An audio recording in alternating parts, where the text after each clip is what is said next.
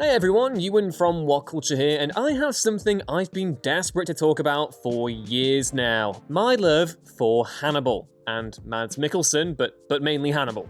The Brian Fuller-helmed project served as a bold reimagining of Thomas Harris's Hannibal Lecter novels, but in particular Red Dragon and its sequel, Hannibal. By the time it had ended its run, the series had safely cemented itself as one of the very best adaptations of Harris's works, and potentially the best depending on who you ask. But despite its strong conclusion and a near-perfect 3 seasons on the air, the show still sadly came to a close prematurely. Fans never got to see Fuller's take on the Silence of the Lambs, or what became of Hannibal and Will after their shocking cliffside tumble, and to be frank, it sucks. Yes, Hannibal's cancellation still stings almost 5 years after it came to a close, largely because we know so much about what a potential 4th season may entail. There's still a genuine chance it may yet return. With interest in the series once again on the rise thanks to its streaming on Netflix, I'm Ewan from What Culture, and here are 7 reasons why, rights issues be damned, we need Hannibal Season 4.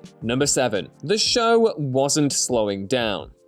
Here's the thing about shows that were cancelled before their time. They very rarely exhibit any signs of decline, hence the whole before their time thing. While this may be a blessing in disguise, saving viewers from the prospect of a series overstaying its welcome by, I don't know, about 20 or so seasons, it's seldom comfort when a show is so consistently brilliant, and the prospect of a duff season seems almost absurd. And make no mistake, Hannibal was still in its prime when NBC announced its cancellation midway through its 3rd season. The show had been struggling ratings-wise for some time, but what it ostensibly lacked in popularity, it more than made up for with quality. From start to finish, Hannibal was sleek, stylish, gruesome, and stupidly compelling. It masterfully reimagined Harris's novels, and Season 3 was particularly brilliant in that regard, juggling the events of both Red Dragon and Hannibal to a satisfying and bloody end. It's patently obvious to every fan that it still had plenty left to give even after its conclusion.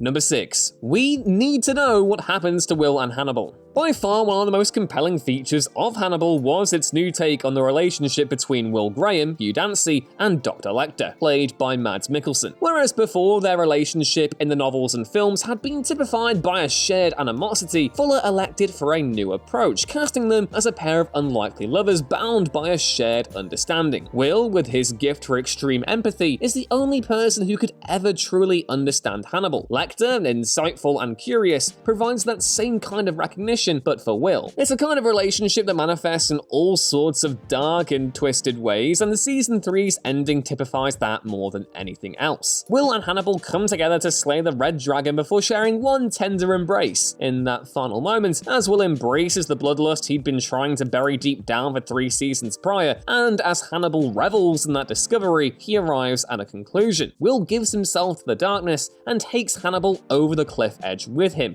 sacrificing them both to end the duo's destructive cycle. Of course, the pair's apparent death was appended almost instantly in the episode's post-credits sequence, which sees Gillian Anderson's Bedelia du Maurier serving up her own leg at a dinner table set for 3. Fuller has since confirmed that Hannibal was the one who prepared the meal, and the presence of a 3rd seat at the table heavily suggests that Will is there with him. So, what are the two getting up to now? Are they living a secluded, cannibalistic lifestyle surrounded by a legion of dogs? Is Will content to leave everything behind? And what would it take them to get involved in another case? We have to know. Number 5. The cast all want to return. The first and most obviously essential component in order for a series to return is for the cast to be enthusiastic about such a prospect. And according to Bryan Fuller, all of Hannibal's are particularly keen on reprising their respective roles. Both Hugh Dancy and Mads Mikkelsen have publicly declared their willingness to reprise the roles of Will and Hannibal respectively, and it wouldn't be a long shot to imagine that Lawrence Fishburne would also be interested in returning as Jack Crawford. Might I also add that Fishburne's performance as the FBI director is one of his finest ever because it is. Given there's such a high level of enthusiasm to pursue the project from both Fuller and its stars, it would be daft to throw away such an amazing opportunity. Number 4, and so does Bryan Fuller. Of course, no one would be talking about Hannibal Season 4 if not for the series' linchpin, Bryan Fuller, campaigning so heavily on its behalf. Fuller, who also created shows Pushing Daisies and the recent Star Trek Discovery, has refused to give up hope about a possible 4th season of Hannibal. He held discussions with both Amazon and Netflix about the possibility of continuing the series soon after the 3rd season concluded, and while those discussions eventually came to nothing, sad face, the creator has refused to close the book on Dr. Lecter just yet. Speaking to Collider on the prospect of Hannibal being picked up by Netflix for another season earlier this year, now that seasons 1 to 3 are streaming on the service, Fuller said the following: "What I love about Netflix platforming the show now is there's an opportunity for it to be seen as a Netflix show, and maybe that will reconfigure their appetite, so to speak. But nobody has said anything to me, and believe me, like the nickel hooker on the red light district, I am hanging out the window, waving my legs, they know I'm ready." According to Fuller, the main obstacle in the series getting renewed, aside from the aforementioned rights issues with MGM, is that Hannibal is still seen as somebody else's show. With Hannibal's arrival on Netflix galvanizing interest in the series though, he's hoping that the streaming giant will come calling, and that Fuller will be able to work something out between them, the show's owners, Gaumont, and Martha De Laurentiis, who controls the rights to the Hannibal character. Number 3. The chance to see a new interpretation of The Silence of the Lambs.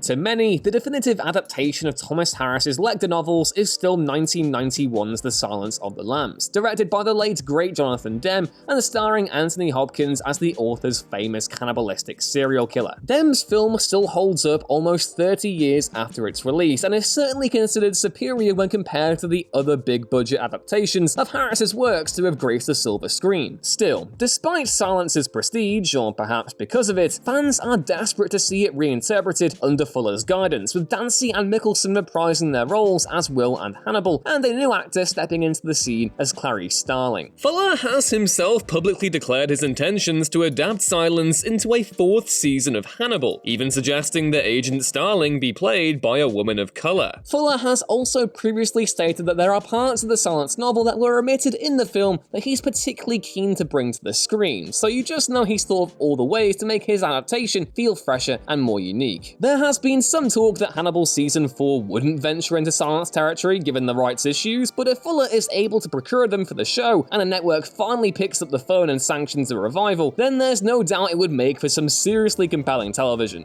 Number 2. There's nothing else quite like it.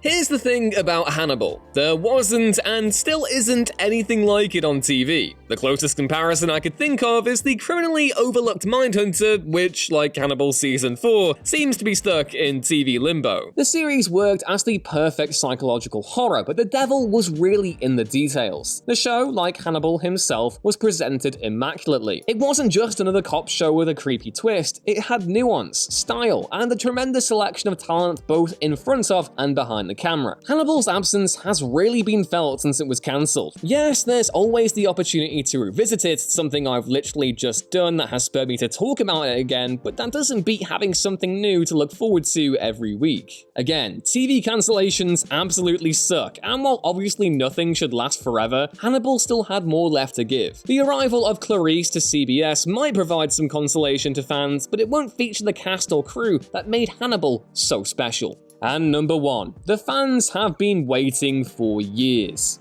The Hannibal fandom, bless them, have been waiting for more of this show for close to 5 years now. They've been swinging the series' banner constantly throughout that time, rallying everyone around the Save Hannibal hashtag and ensuring that the series stays in the public's eye. Without that level of fan campaigning, I'm genuinely curious as to whether or not we'd still be talking about the prospect of a 4th season a day, regardless of however well it was received with critics. For every year since Hannibal's cancellation, there's been talk that a revival is close to happening. Fuller wants it, the actors want it, and obviously the fans want it too. All that's left is for the series to keep accruing interest, a network to declare an interest, and for MGM to, fingers crossed, provide access to the characters from The Silence of the Lambs. It really does seem like a case of hoping for all the stars to align for Hannibal to ever return, but as long as the fans keep spreading the word, there's still a chance of it happening. For them, the show's return would be amazing, and it's one of the main reasons why it needs to happen. And that was our list on why we need a 4th season of Hannibal. Are you desperate to see the show's return even 5 years after its cancellation? Let me know down in the comments below, and please don't forget to like, share, and subscribe if you haven't done so already. Remember, you can find more stuff like this at whatculture.com patreon.com/TV,